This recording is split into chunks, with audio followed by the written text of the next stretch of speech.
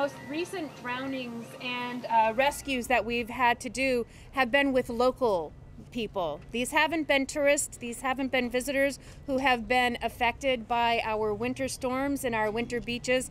And so reaching our local communities, that's what we need your help to do. So thank you very much for being here. Beaches along California coastlines can be dangerous any time of year. They're very unpredictable all year long, but wintertime is especially the most dangerous time of year to be walking along the beaches. And that's because of the high surf. It's why Mavericks really enjoys having their surf contests in the wintertime, but it can be unpredictable and dangerous for people who aren't prepared or who don't know what to look for when they're walking along the beaches. This affects not just people who are walking along the beaches, but also our fishermen. We've had several tragedies in Golden Gate National Recreation Area involving people who had no idea that they would be getting wet that day. So helping us get the word out is important because we need people to come prepared and recognize the dangers that are out there before they get there. It's important for everyone to have their own safety in mind when they visit the coastline of California, whether they're surfing, fishing, walking their dog, or just, checking out the view, taking photos. It's amazing how myopic your view gets when you're looking through a viewfinder, and how the wave will be the 6-inch wave is the one that will knock you down.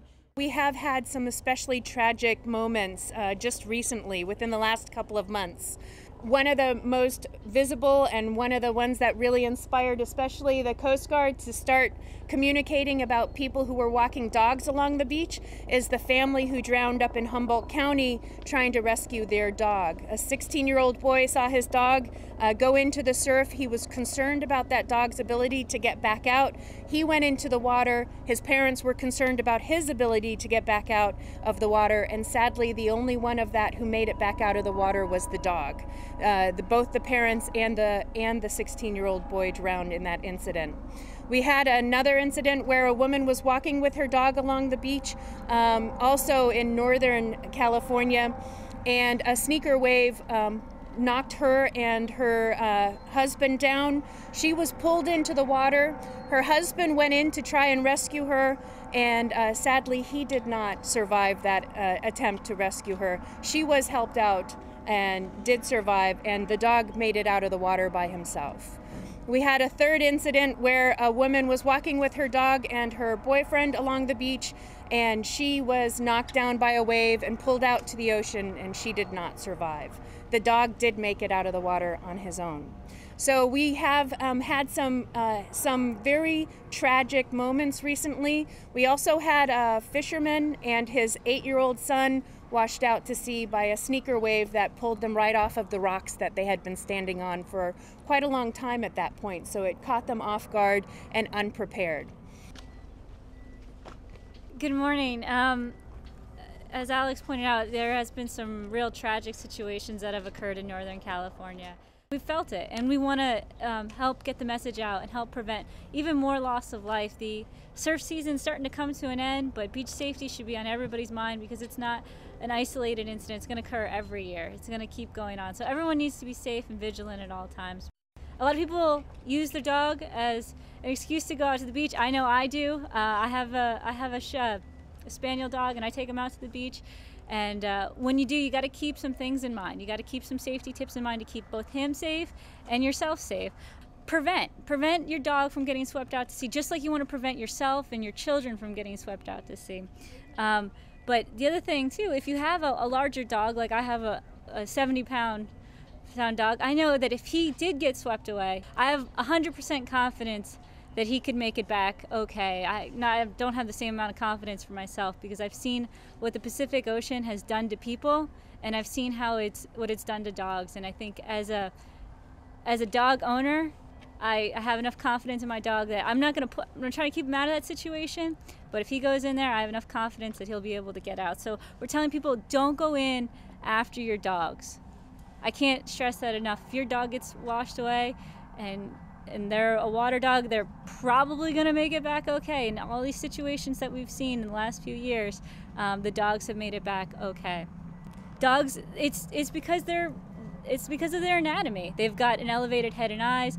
They're naturally going to go with the flow. They're not going to fight the rip current the way people will. And we'll have some people talk a little bit more about what rip current will do, but when you get caught in the rip current, you're supposed to not fight it. You're supposed to swim parallel to the shore. So a dog is naturally going to bob along and go with the flow and come back to shore, and they'll be there to greet you. And make sure they have a collar and a microchip so that if they do make it back to shore, you can be reunited much quicker. It's also really important that if you see a lot of the beaches around here have posted signs warning about rip currents. So make sure you look at those. You understand that you're in a position where you could get swept out to sea. It's a hazardous situation. It's a beautiful situation, but it's a hazardous situation. So you want to do everything you can to protect yourself. So listen to the signs. If they say stay off the rocks, stay off the jetty, stay off the low-lying areas, that's good advice. They're not there for decoration. When there's a high surf advisory, honestly, I don't even go near the beach. When there's a high surf advisory in effect, and we've had some over the last couple of weekends, I stay away from the beach. I go and explore the great parks and hills that we have in the area. The best advice I can say, if there's a high surf advisory in effect, listen to that advisory. Just steer clear of the beaches. It's not safe for you. It's not safe for your pets. Each year, the National Park Service conducts thousands of water rescues and assists across the nation. Drowning is the most likely cause of accidental death a park visitor faces when visiting any public land. Because it only takes 6 to 8 inches of water to knock a person down and get them into a situation they didn't expect, swimmers are not the only ones who are subject to this. Hikers, photographers, and fishermen get caught and pulled out to sea just as easily. Recent activities at Golden Gate include November 17th, when a surfer was pulled out to sea and stranded on the rocks at San Francisco's Ocean Beach, requiring rescue from the U.S. Coast Guard. December 29th, the tragedy of a father and son drowned after they were swept out to sea while fishing in the Marin Headlands. Again, in January 19th, 4 surfers were pulled out to sea and stranded on the rocks at Ocean Beach, requiring the U.S. Coast Guard to respond. January 21st, a surfer was again rescued from the rocks at Ocean Beach by U.S. Coast Guards. Recent activity at Stinson Beach included U.S. Park Rangers Scott Nash and Navin Chan, who were on foot patrol at Stinson Beach and heard the screams for help. They immediately responded to see an unconscious bodyboarder who was being pulled from the sea by park visitors. Ranger Chan and Ranger Nash retrieved the AED, discovered that there was no pulse, and began emergency CPR activities. An emergency helicopter landing zone was established. The patient was flown out by Reach, and he's in stable condition at this time. What these incidents bring out is that park visitors with years of experience of water activity underestimate their conditions of the sea and occasionally overestimate their own abilities. Drowning is the third leading cause of accidental death in the United States, and the second leading cause of accidental death for persons aged 5 to 44. Drowning is the leading cause of accidental death for children in the 1 to 2 year age range. And in California, Florida, and Hawaii, drowning is the leading cause of accidental death for persons under 15 years of age. Whenever you're around the water, supervisors of school-aged children need to take what's called the touch supervision approach. You should always be able to touch a child that you're supervising. If you're 100 yards away up on the shore while your child is playing down at the water's edge with the sandcastle, you're too far away. Also, you should always use the buddy system. Whether you surf, fish, or swim, always use the buddy system, and select swimming sites that have lifeguards when available. Third, learn CPR. It does save lives, and it makes a difference. And lastly, learn to swim. It's a very important skill, especially for people who live in the Bay Area and near the water. Number 1 would be the untrained rescuer drowning or attempting to make rescues. Oftentimes our most serious rescues involve people who aren't out there surfing or trying to body surf or swim. It's the person walking down the beach or someone going in after their dog or their child. The most important thing you can do is call 911 if you see someone in distress in the water. You can keep an eye on their location so when rescuers do come, you can inform them where they are. That can be very helpful. Also, if somebody does go under, their last seen point is crucial for rescuers who show up. So the best thing you could do again is call 911 and keep your eyes on the victim and where they might be going down or where the currents are taking them. Also, I want to talk about rogue waves, or some people refer to them as sleeper waves. This is like a large wave that's going to break in between smaller waves. They're not very frequent. They're gonna break up onto dry sand and dry rocks, so people aren't aware of them. That's why it's important that you never turn your back to the ocean and you're always aware of your surroundings when you're in a beach environment. If you are caught off guard by a rogue wave, it only takes 6 to 8 inches of water to knock a grown person off their feet. And many times on our North Coast beaches, you're going to be rolled into an inshore hole, which is a deep body of water right off the shore. So it's important that you stay high and dry on big days when there's surf. If you are sucked into the water, we have a lot of rip currents up here in Northern California. Rip currents are bodies of water, much like a river, where the current is flowing out from the beach. They can be large, small, but one thing is they're strong and they will take you out. So if you ever find yourself caught in a rip current, the most important thing to do is remain calm, do not panic.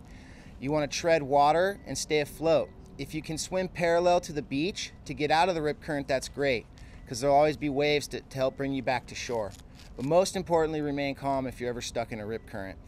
I'd also like to talk about hypothermia. If you are going to be recreating in the ocean here in California, especially Northern California, it's important that you know your limits and wear the proper equipment. Have a good wetsuit that fits you, and make sure that you are using the buddy system. Hypothermia is basically when the core temperature drops, and this is very life-threatening, so you need to be wearing a wetsuit if you're swimming or recreating in the ocean up here. We do rescue swimmer training in the bay frequently, a couple times a week, but for the surf ops training, we schedule it about once a month to once every other month. This time of year especially is a great time for us to train, as with the Mavericks competition and the waves picking up in the area, we're able to get really good training for all the crew members.